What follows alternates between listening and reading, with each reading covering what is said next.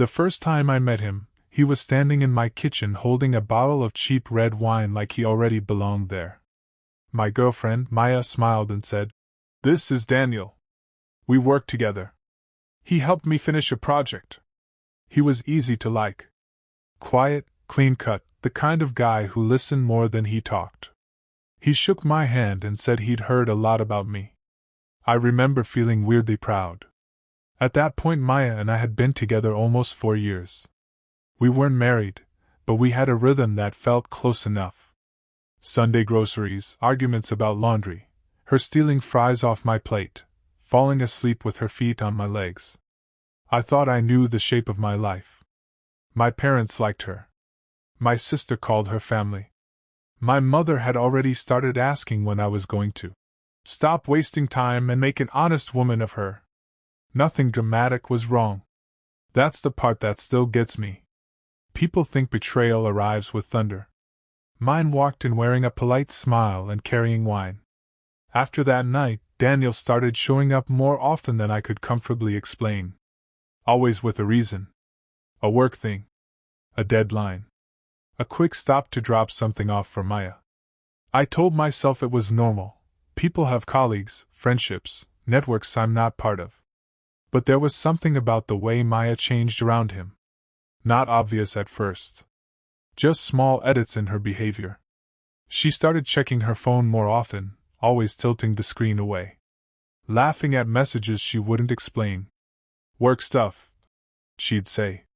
That became her favorite answer. I remember one evening, she came home late and smelled like a different perfume. Not strong, just unfamiliar. When I asked, she laughed and said she'd been in a co-working space all day. "You know how those places are, everyone smells like everyone else." I wanted to believe her so badly that I did. Daniel and I even went for a drink once, just the two of us. He talked about spreadsheets and budgets and how stressful Maya's job was. He said she overworked herself because she cared too much. At the time, I thought he was being kind. Now I realize he was just already inside a story I wasn't part of. The first real crack didn't feel like a crack at all. It was a Friday night. Maya told me she was staying late at work because things were falling apart with a client. I didn't question it. I even offered to bring her food, but she said she'd already ordered something. Around midnight, I woke up and saw her not home yet. I texted her, no reply. Called once, declined. Then silence. She came back around 2 a.m., quiet, careful, like she was trying not to wake a sleeping house. I was still on the couch pretending to watch TV. She said she'd been at the office. I nodded. That's what I did. I nodded. The next morning, I noticed a bank notification on our shared bill app. A rent payment had gone through, but not from our account. It was from an unfamiliar name. A partial transaction history showed repeated transfers labeled housing support. When I asked her, she didn't even flinch. "Oh, that's just accounting stuff. Reimbursements get messy." But she avoided my eyes the entire time. That was the moment something inside me stopped trusting my own life. I didn't confront her right away. I hate that about myself now. Instead, I started noticing everything like I was building a case I was too afraid to present. Daniel's name popping up more often. Messages she'd delete mid-conversation. The way she'd step out of the room to take calls that used to happen right in front of me. And then one night I saw it. She fell asleep early, phone unlocked on the bed. I told myself I wasn't the kind of person who looks. I actually stood there for a full minute just watching her breathe, arguing with myself like an idiot. Then I picked it up. A thread of messages between her and Daniel. Not even subtle. Not even careful. He wrote, "I covered the rent again. Just don't let him suspect anything." And she replied, "I know. I'll handle him. He's starting to ask questions." My hands went cold so fast I almost dropped the phone. I kept scrolling even though I knew I shouldn't. There were payments. Screenshots of transfers. Notes about keeping things stable until after the lease ends. And then a message from Daniel I still remember word for word. Once he's out, we'll make it official. I'm tired of pretending. I sat down on the edge of the bed without realizing it. I think I stopped breathing for a while. I don't remember putting the phone back exactly where I found it, but I must have, because when Maya woke up, nothing looked different on the surface.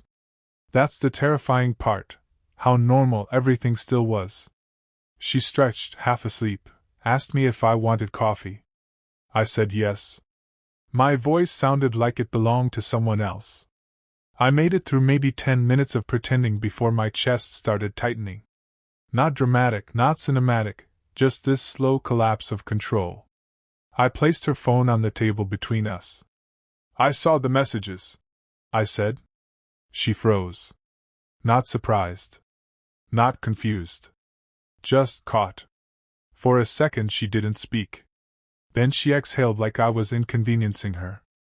You went through my phone? That's what she chose first. I remember laughing once, sharp and ugly. You're worried about that? She tried to reach for my hand, like she could smooth it over physically. It's not what you think. But I had already seen too much. Daniel paying the rent. Coordinating behind my back. The phrase, once he's out, still burning in my head like a brand. When I said his name out loud, she finally stopped pretending. And something in her face changed, not guilt, not panic. More like calculation. She told me I was blowing it out of proportion within the first 5 minutes. That sentence still makes my stomach turn. Daniel, she said, was just helping her out during a temporary financial situation. According to her, I didn't understand how stressful her job had become, how he stepped in when no one else did. The rent payments? Just loans between friends. I remember staring at her mouth moving and feeling like I was watching a foreign language I used to understand. I asked her why she hid it. She hesitated just long enough for me to feel the answer before she said it. Because you would react like this. Not denial. Not apology. Blame shifted quietly onto me. That was when I felt something in me go completely cold. I told her I saw the message about making it official. She went silent again, then softened her tone, like she was speaking to someone fragile. You're mixing things up. He's emotional. He says things. That was the moment I realized she wasn't trying to tell the truth anymore. She was trying to manage the damage. And I was the damage. I called Daniel the same day. I don't even know what I expected. Honesty, maybe hesitation, maybe at least the decency to sound uncomfortable. Instead, he picked up like we were just continuing a conversation. Hey, he said. Casual. Too casual. I asked him about the rent. There was a pause. Not long enough to be panic, just long enough to decide which version of reality he was going to choose. Then he said, Yeah, I've been helping her. She was struggling before you even noticed. Like I was the last person to find out about something everyone else had already agreed on. I asked him if he was sleeping with her. Another pause. Then, that's not your business. That was it. Not denial. Not outrage. Just boundary setting, like I was the one intruding on something established. I remember gripping the phone so hard my hand hurt. When I told him I'd seen the messages, his tone shifted slightly. Not fear, not remorse. Annoyance. She should have handled that better, he said. Not we. Not I. Just her. And suddenly I understood something I didn't want to understand. This wasn't a secret they were hiding from me. It was a plan I wasn't part of.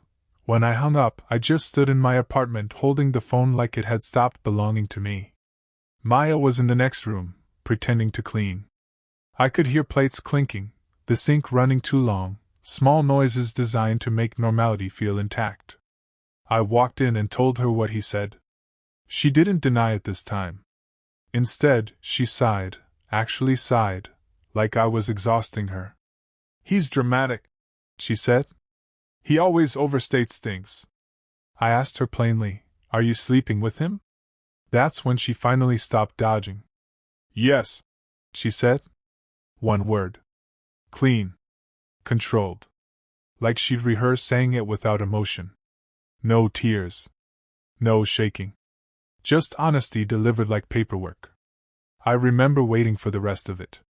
Some explanation that would make it less real. She gave me none. Instead, she said, "It wasn't supposed to become complicated." That sentence broke something in me more than the admission itself. Because it meant there was a version of this where I never mattered enough to complicate things. I sat down because my legs stopped working properly. And all she did was watch me like she was waiting for me to move on to the next part of the conversation. I asked her how long. She didn't answer immediately. That delay felt like a second betrayal, like she was choosing which version of time to give me. "About a year," she finally said. A year. My brain actually refused it at first. I remember laughing again, but it came out broken and short. A year of dinners, holidays, my hand on her waist in the hallway, her kissing me goodbye before work. All of it running parallel to something I wasn't invited into. I asked about Daniel paying the rent. She shrugged slightly. "I was behind," he offered. Like that explained everything. I asked if she loved him. This time she didn't hesitate. "I don't know," she said. "It's different." Different. Not better. Not worse. Just different enough to justify rewriting my life. I felt something in me turn into pure humiliation. Not loud anger, not screaming, just this quiet realization that I had been living inside a version of reality where I was optional. I told her to leave the apartment. She didn't argue. She just asked if she could come back for her things later, like we were discussing logistics after a normal breakup instead of the collapse of something I thought was real. She moved out 2 days later. Not dramatically. No slammed doors, no crying scenes. Just boxes appearing, disappearing, the sound of tape ripping in the hallway at night while I stayed in the bedroom pretending I wasn't listening. Daniel never showed up. That somehow made it worse, like he didn't even need to validate the ending in person. The first week after she left felt unreal, like I was temporarily occupying someone else's life. I'd wake up and reach for her out of habit, then remember mid-motion. My friends tried to check on me. I didn't answer most of them. The ones I did talk to got fragments. "She cheated, it's complicated, I'm fine." Which was a lie I said because I didn't know what else to offer. Then the financial part hit. I found out the apartment was in my name, but she had been quietly paying her share through Daniel's transfers. When those stopped, I was suddenly responsible for everything alone. Rent, bills, the structure of a life that had been artificially balanced. I didn't even have the energy to be angry about that properly. I just remember sitting at the table one night staring at numbers, thinking how easily someone can step out of your life and still leave their weight behind. The worst part wasn't even the loneliness. It was the rewiring. Everything in the apartment started feeling contaminated, like objects had histories I wasn't part of. Her mug stayed in the cabinet for weeks because I couldn't decide if throwing it away meant acceptance or survival. I ended up just moving it behind other cups like I could hide the memory by rearranging ceramics. I stopped sleeping properly. Not insomnia exactly, more like broken sleep where I'd wake up convinced I heard her moving in the kitchen. At some point, Daniel messaged me. Not an apology. Not an explanation. Just, "She's staying with me now. I hope you can move on without making this harder than it needs to be." That sentence lit something ugly in me. I didn't reply. But I stared at it for a long time, thinking about how he still sounded like he was managing a situation, not acknowledging a person he helped dismantle. Maya didn't contact me for almost a month. When she finally did, it was about collecting a box she said she forgot. No. "How are you?" No acknowledgement of what happened. Just logistics. I started to understand something I didn't want to accept. For them, this had already been a transition. For me, it was still an ending that hadn't finished collapsing. When she came back for her things, I wasn't ready, but I don't think there is a version of me that would have been ready. She texted that she was outside. No greeting. No warmth. Just, I'm here. I opened the door, and she walked past me like we were strangers sharing a hallway. The apartment felt smaller with her in it. She moved efficiently, checking labels on boxes, stacking things neatly.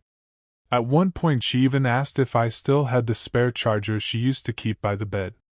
That question hit me harder than I expected. Not because of the charger, but because she still assumed access to shared memory without acknowledging what had broken it. I asked her why she was really here. She paused, then said, I just want closure. I remember laughing again, but this time it wasn't anger. It was exhaustion. Closure for you? I asked. She finally looked at me directly. Not guilty. Not emotional. Just tired. We didn't work, she said. That's all it is. I told her it wasn't. We didn't work. It was that she built a second life while I was still in the first one. She didn't argue. She just said, I didn't mean for it to happen like this. And somehow that was worse than if she had meant it. After she left that day, I didn't move for a long time. The apartment was quiet in a way that felt aggressive, like it was proving a point. Even the smallest sound stood out, pipes clicking, the fridge humming, my own breathing too loud in my ears. I kept replaying her words. I didn't mean for it to happen like this. As if betrayal is something that accidentally grows teeth. A week later, I ran into Daniel. It wasn't planned. Just a corner shop near the station. He looked the same, clean, composed, like nothing had ever been unstable in his life. For a second we just stood there, two people pretending not to recognize the weight between us. Then he said, Hey! Like we were acquaintances who had once disagreed about weather. I asked him if he was happy. He smiled slightly. Yeah. I think so. That answer annoyed me more than anything else. I asked him if he ever thought about what he did.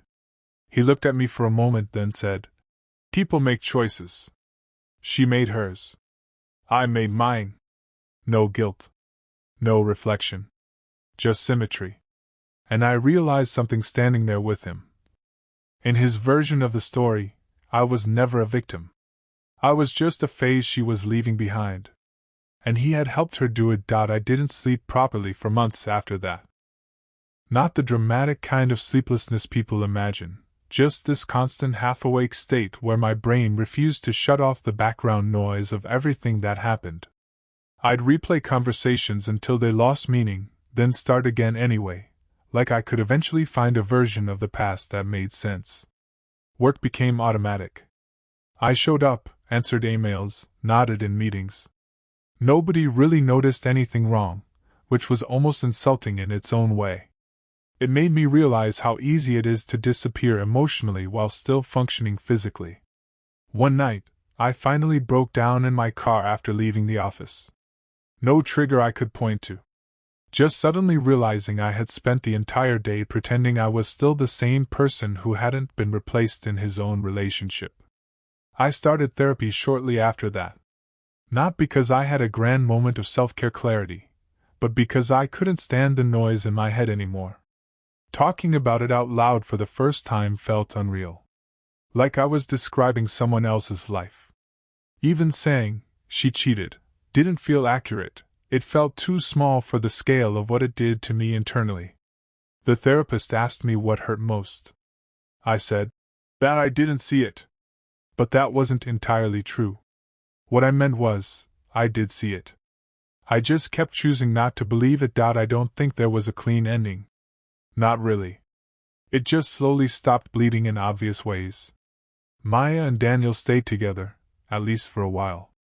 I know because mutual friends still occasionally mention them like they're part of a parallel life I'm not in anymore. I stopped asking. There were no apologies that mattered. A few scattered messages from her over time, short, careful, mostly practical. Once she asked if I was doing okay now. And I didn't know how to answer that without feeling like I was lying either way.